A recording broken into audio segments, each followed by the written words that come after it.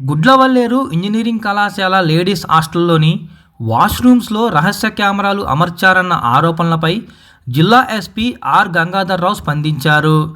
ఈ ఘటనపై కేసు నమోదు చేశామన్నారు.